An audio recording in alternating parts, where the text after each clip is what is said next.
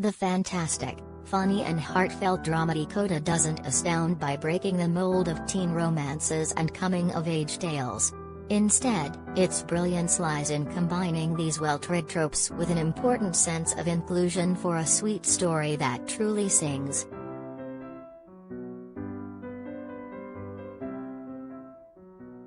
Written and directed by Siân H, and based on a 2014 French film, CODA, half out of 4, rated PG-13, in theaters and on Apple TV+, features a breakthrough role for talented newcomer Emilia Jones and a thoughtful narrative that takes audiences into the personal lives of a deaf family with a single hearing member.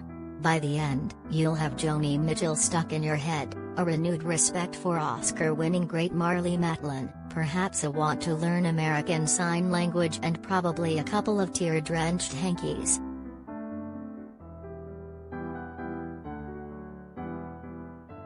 So if Ted Lasso hasn't already inspired you to sign up for Apple TV+, this should do the trick.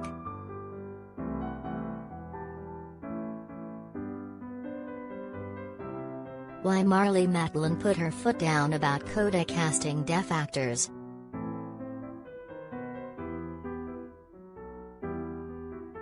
Ruby Jones is a 17-year-old Massachusetts girl, the child of deaf adults, or CODA in the title, who works on the family fishing boat with her worrying mom Jackie, Matlin, salty dad Frank, Troy Kotsur, and headstrong brother Leo, Daniel Durant.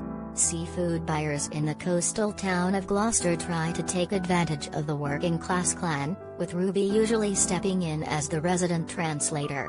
She juggles that life with her high school days, where she's mocked by classmates for her hardscrabble roots. "Do you smell fish?" one mean girl quips passing by Ruby in the hall.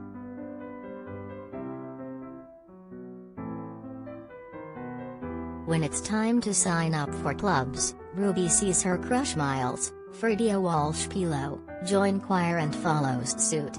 Ruby is actually a really good singer, though her first meeting with eccentric choir director Bernardo Villalobos, Eugenio Derbez, brings out old insecurities.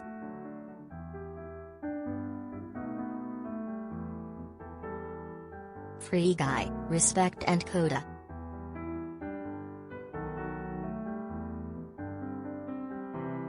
Mr. V takes an interest in Ruby, though, pairing her with Miles for a duet and offering to help her get ready for an audition at Boston's Berklee College of Music.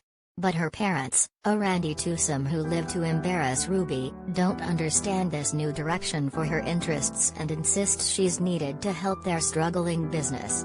"If I was blind, would you want to paint?" Jackie signs to her daughter.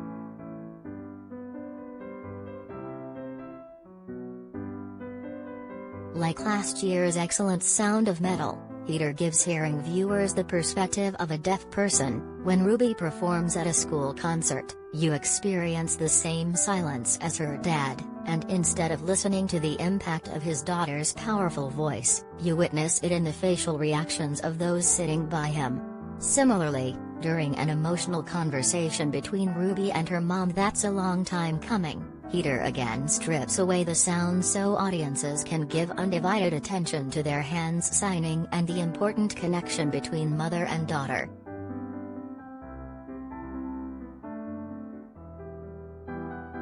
Matlin charms as a mom doing what she can for the family while also navigating her own issues interacting with the hearing world, and Kotsur's sure to find some new fans as the dad having his world opened up by experiencing, in his own way, Ruby's musical gift. Jones is the most impressive standout, showing the blossoming from an awkward teen girl to one owning a freedom of confidence.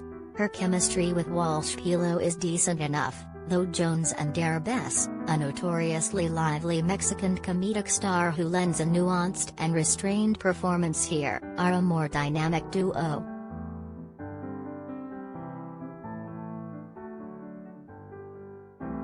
The crowd-pleasing CODA uses a touching lead performance, common themes and a glimpse at a spirited deaf family to craft a beautiful exercise in empathy chock full of the warm fuzzies.